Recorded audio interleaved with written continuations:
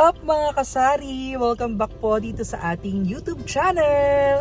For today's video, samahan niyo po ako ngayon na mamili po ng mga alak, no? Yung mga Red Horse. Kasi nga po magtataas nga daw po yung mga Red Horse at yung ilang mga produkto ng soft drinks. Kaya kasama ko po ngayon yung tatay ko, si Dad sa Black TV at si Kuya One Show. At ayan, umorder tayo ng 9 cases ng malaking Red Horse. So malaki-laking puhunan ito. Tapos dadagdagan natin siya ng maliliit. Ayan sila oh. So dito ako umorder kay Ate Rhea's store. Ayan. Dito tayo. May bago ako natuklasang medyo mas malapit-lapit na kuhaan ng mga ganitong pang wholesale na alak. So ayan sila. Ayan sila Papa. Ayan. So tayo kasi ay pauwi ng Abra ngayon, kaya magre-replenish na tayo at isa-isa lang kasi syempre maliit lang naman yung kapital natin dito mga kababayan. Pinapaikot ko lang naman din. So this time may naipon kasi ako na yung mga coins before. So imbis na itabi ko lang siya or ibangko, so inano ko na lang siya. Inilabas ko na lang ulit bilang puhunan ulit. So itong mga alak na to ay ibubukod natin yung benta dyan para alam niyo yon, 'di ba? Mapaikot pa natin yung pera at mas lumago pa siya kasi pag sa bangko safe nga siya pero hindi naman din siya kikita ng ganun. So dito lang muna natin siya i-invest para kahit papaano umikot ang ating puhunan. So ayan. Yun lang talaga, challenging lang. Buti may kasama tayong boys, diba? Para asikasuhin ito. So, okay na pa? Okay na. 9 na yan? 9 lang. O tapos, na lang. ibibigay natin sa kanya. Okay, sige. Tapos next naman natin ay bibili naman natin yung maliit naman na Red Horse. 6 na kahon din yun. So ito yung mga pinamili nating mga Red Horse. Ay, may laundry pa kami, papa-laundry kasi na. So, 1, 2, 3, 4, 5, 6 dito. So, yun sila. Yung iba, bibit-bitin pa namin. Next stop natin, mga kababayan, dito po sa binibilan namin ng mga frozen foods. Ayan, dito po yan sa Cavite din. So, yun si Kuya Juan, umulan. Siya na yung bumaba. Ayan. So, bumili na din tayo para isang lakaran. Na-shock naman ako mga kasari kasi yung 500 na Red Horse ay 566 ko lang kasi nabibili yon yung isang case. Ngayon 580 na siya pero wala pa naman yung implementation na magtataas daw.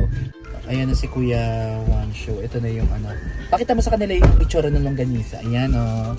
Ayan, longganisa. Magkano? 270. O, 270 lang. 2 kilo na yun. So ano yun? Bali 8 packs. Kasi yun parang binabalot-balot na nila yun. So kasi yan, mabenta yan ngayon kasi tag-ulan. Yung iba kasi tamad ng mamalengke, mamili. Yung iba naman pang almusal, 'di ba? Pambaon sa eskwelahan. Ganyan. So bumibili talaga ako ng mga ganyan. Ayan yung mga mabibili sa akin. Hindi naman palagi pero yan talaga yung most common na hinahanap sa akin. Hotdog, tosino, tsaka mga longganisa, yan. Kailangan hindi kayo mawawala ng ganyan. At since bumili nga tayo ng freezer na para sa yelo, syempre pagkakakitaan din natin yun, di ba? Para at least kahit papaano, yung babayad natin ng kuryente dahil nga naka-aircon na tayo, yun na lang yung natin, yung perks natin, 'di ba? Na nalilibre tayo sa paggamit ng aircon kasi 'di ba may times na mainit. So, komportable tayong makapagpahinga kasi syempre pagod ka na nga, pagod na yung isip mo, tapos mainit pa, hindi ka pa makatulog ng maayos. So, kahit papaano, yun na lang yung investment mo para sa sarili mo, yung makapahinga ng maayos. At hindi ka na mag-worry sa bayarin mo sa kuryente kasi nga kayang-kaya na siyang bayaran ng yelo natin, yung pag-Gcash natin, tapos yung ibang product natin na yan, mga soft drinks, mga alak. So may contribution sila lahat sa kuryente. Okay, so the rest doon, yung ibang mga kinikita ko naman sa pagtitinda, yung mga tinutubo natin ay hindi naman na kami kumukuha muna. So wala muna akong tinitake na profit doon. Lahat yun ay pinapagulong ko muna. So thank God kasi na tayo, February, March, April, May, June, July, August, September. Magsi 7 months na po ang tindahan natin, 'di ba? So 7 months akong hindi kumukuha ng profit doon at paikot-ikot lang siya. kung may mga items na bago kong idadagdag or alam niyo yun, kasi sayang hindi ko nakuhaan yung dating tindahan. Pero liit lang talaga siya, as in parang ano lang, parang naglalaro ka nga lang eh. Kasi syempre, di ba, konti-konti lang, basta lang may mano. Hanggang sa sineryoso ko na nga siya dahil nga tinangkilik din ng mga kapitbahay namin.